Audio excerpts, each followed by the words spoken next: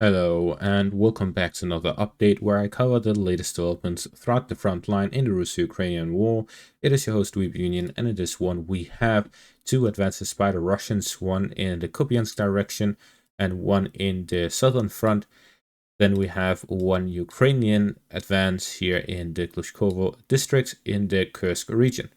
Starting out in the north in the Kursk region, we see that the Ukrainians have recaptured a part here to the southeast of Veseloe as they attempt yet again to hit the flanks of the Russian positions here in the direction of Veseloe. There is a lot of positional fighting between the Russians and the Ukrainians here on the flanks of the settlement, as both sides are fighting over the supply lines here in the area. If the Ukrainians lost much more territory here, they would be cut off and pushed out of the Kursk region in the Glushkovo district. This is why they pushed for a counterattack, which managed to regain some territory, a field, and a first line to secure the eastern flank of the supply line. We see that there is this road between the Russian and Ukrainian positions, which goes towards Veseloe, which is the main supply line of the Ukrainians in this direction. So we see some positional fighting in the Glushkovo district, but there's no significant changes. In the Kursk region itself, there's been a stalemate since the end of last month and in the start of this one, as Russians have been unable to push further, as the Ukrainians have redirected forces from the offensive operations further north towards the flanks. This has allowed the Russians to do some incremental gains in the north, which hasn't had any significant effect, but it allows the Russians to prevent any further gains by the Ukrainians so far. In the Kupyansk section of the front line, the advancements of the Russians continue, as they've now pushed towards both the settlements of Hrushkivka as well as Kozlinikivka. The Russians have yet to enter any of the settlements. They are simply fighting over the forest lines in the area just outside of the settlements. This happens both in the northern and southern flank of the river line that goes between the two. The Russians have gained a foothold within the southern parts of Kozlinikivka in the southern bank of the Pishana River, but it's only a small one, and the majority of the fighting is happening by the forest lines. Now that the Russians have expanded the front line significantly, doubling the area they control just outside of the settlements, the Russians now have an opportunity to attack in either of these three settlements, whether it is Kozlinikivka, Hrushkivka, or Kruhlyakivka. All these three settlements are along the Uskir River line with several forest patches in the rear, which allows for constant resupply in the cover of the forest areas, which degrades the efficiency of drone reconnaissance and any other sort of reconnaissance, as the units can hide within the forest lines. This allows for safe resupplying in the area, so the Russians have a difficult time hitting the supplies of the Ukrainians in this direction, so they have to physically cut off supplies. The easiest way to do that is to reach the railway here on the eastern bank of the Uskir River line and then advance along it in the northern and southern directions.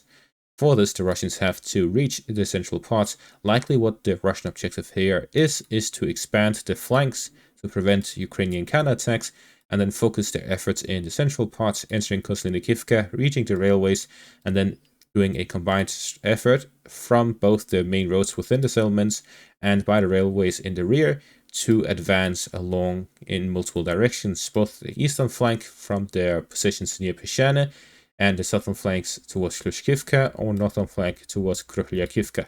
In general, it seems that the Kupyansk section of the front line has become one of the main theaters of battle for the Russians in the month of October, where the main advances of the Russians have happened in the Kursk region, in the Kupyansk direction, in the Siversk direction, within Toretsk itself, in the Pokrovsk and Korohova section of the front line, and Volodar. In the south, in the direction of Korohova, the Russians have advanced further within Sukharine, entering the western greenhouses and farm areas of Sukharine as they continue pushing in this direction, strengthening their positions before pushing down south towards Kurakhove to cut off the Ukrainian forces in the pocket in between the positions here in the west and Hostre, Maximilianivka, and the general area in the south. We see in general that the Russians continue advancing all throughout the front line, and there is even rumors about the Russians activating the southern front. According to Pravda, a Ukrainian media is citing the Ukrainian army saying that the Russians will try to take control over the logistics of the armed forces in the Zaporizhzhia region. According to the Ukrainian army, the Russians will launch an offensive towards Oryhiv to try and gain control over that, which will allow the Russians close enough proximity to gain control over or fire control over the main roads supplying from Zaporizhzhia itself, the city, towards Velika Novosilka. So it will attempt to get closer to hit the supply lines of the Ukrainians going through the southern route towards Velika Novosilka. Now that the Russians already have fire control over the area near Pokrovsk, it would limit the supplies of the Ukrainians in the general area. So the Russians will continue affecting the Ukrainian supplies into the Donetsk region closer and closer to the Dnieper River. The article talks shortly about these developments. According to the Ukrainian Armed Forces, in the coming days, the defense forces predict an intensification of the enemy's assault actions in the area of the settlements of Oryhiv and Melitokmashka of the Zaporizhzhia region. They mention the importance of it as a supply route, and they also say that if the Russians gain control over Oryhiv and Melitokmashka, it would facilitate a Russian breakthrough in the region towards the supply lines. He says that the details that points towards this operation taking place is that Russian assault actions are underway already, and additional are being prepared. New units and so on are gathering. According to our intelligence, new assault groups are being prepared near Oryhiv and Robotyne. In particular, the enemy is transferring personnel there, conducting reconnaissance, logistical support, and in the near future, in a few days, will probably activate new assault actions. We have already previously seen such operations in this section of the front line.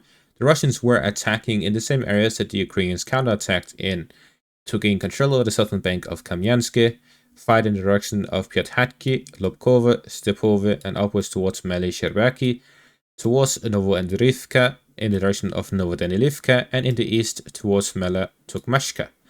We have previously seen that the Russians have managed to recapture the majority of the positions near Robotyne, to the point that they have recaptured every single one of the fortified positions. Therefore, I have disabled the Russian defensive map, since now we will be seeing Russian offensives, not Ukrainian offensives. So with this, we now see that the Russians will launch new operations, likely in a similar style to what they previously did. Now, as a famous quote from Albert Einstein states, the definition of insanity is doing the same thing over and over again and expecting a different result. Therefore, there will be a difference in what the Russians do. Taking a look at the last time I made a video about this, which was the 25th of January 2023, where the Russians were launching an offensive towards Novoandrivka, Novodanilivka, Melitokmashka, and the Cherivne at the same time in generally throughout the front line. They were also fighting here in the direction of Stepove, Malye Sherbaki, and so on. Their fortified positions here were under Russian control, so the Russians had more control than they currently have, yet they launched these assaults all across the front line and failed. Now, compared to last time, it is likely that the Russians will completely switch up their strategy, and they will take in some of the lessons they've learned in the Donetsk and Kharkiv region. I believe that the objective of the Russians will be to put pressure on Oryhiv and Melitokmashka by moving the front line closer to these settlements, allowing for artillery fire and the like, similar to what they did in the Volodar section of the front line. Then they'll focus on the flanks of both settlements before they get close enough to hit the supply lines of Oryhiv itself, after which they will start the storming of the settlement.